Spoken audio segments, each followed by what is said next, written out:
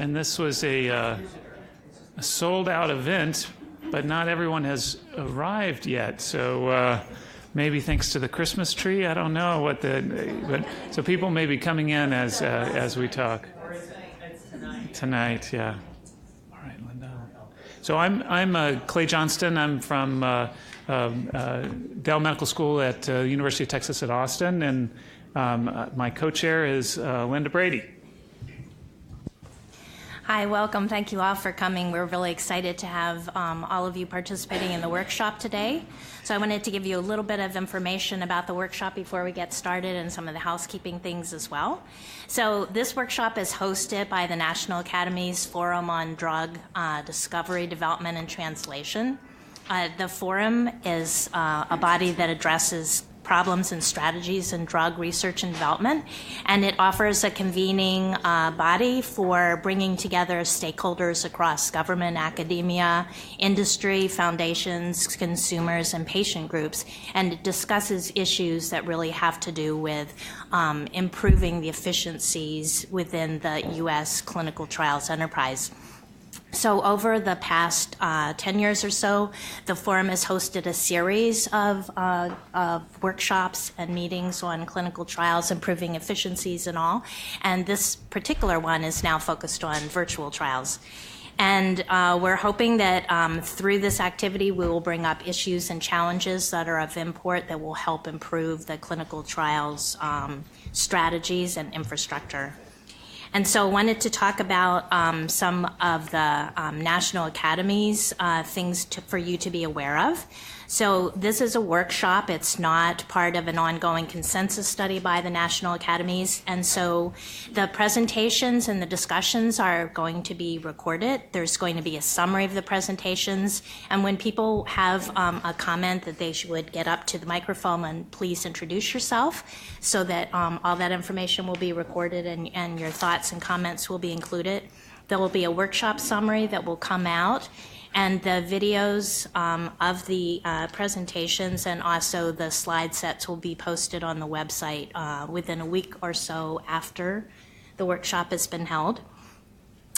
And there will not be any recommendations that come out of here. It will just be discussion. And so it's just an open forum to have lots of discussion and feedbacks about the presentations you've heard and key challenges and things that you would like to discuss, comment upon. So just a few housekeeping things. We're going to have a pretty tight meeting this afternoon, so we will be going until the coffee break at 3 p.m. The workshop is being webcast again, so be sure to use the microphone when you have anything to say. If you would like to Twitter about the meeting, we have two hashtags. It's hashtag Drug Forum or hashtag Virtual Trials. We'd appreciate if you are interested in doing that. And I think that's some of the main things.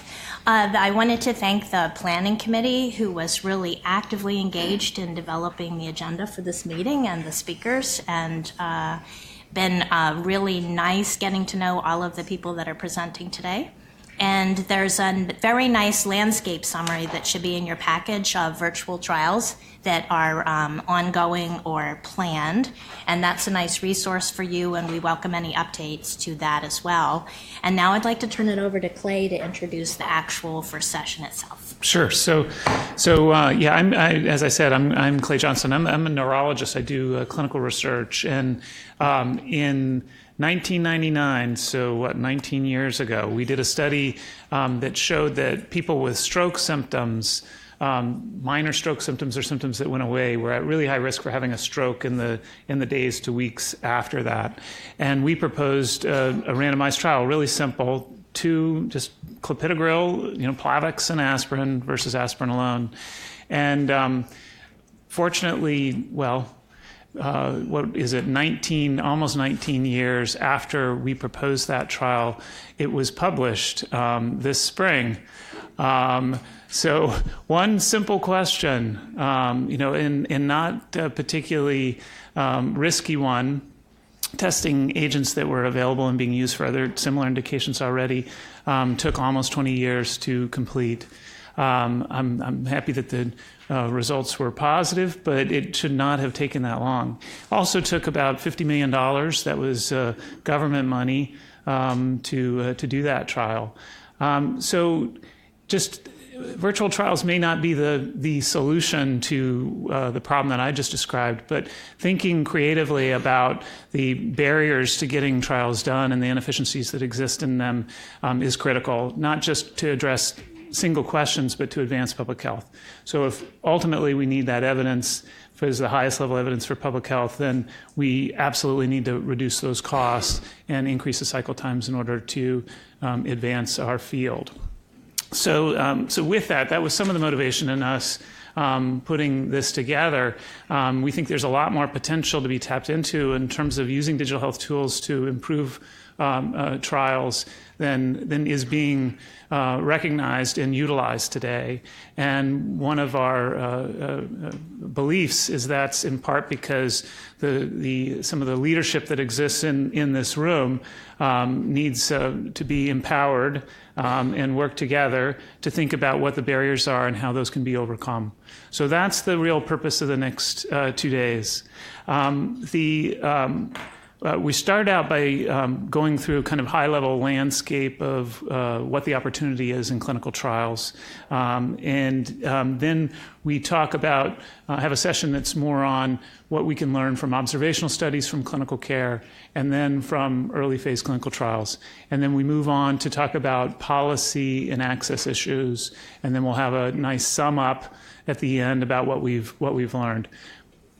I think we'll all learn a lot from these sessions, but I think we'll probably all learn more and benefit more from the conversations that are had in the hallways between and after the sessions and before. So I encourage you all to find the people that you want to talk to, that you need to talk to, and start those collaborations and start thinking about what we all need to do to move this forward. So kicking it off is this session one. We have 3 great speakers and then plenty of time for Q&A at the end.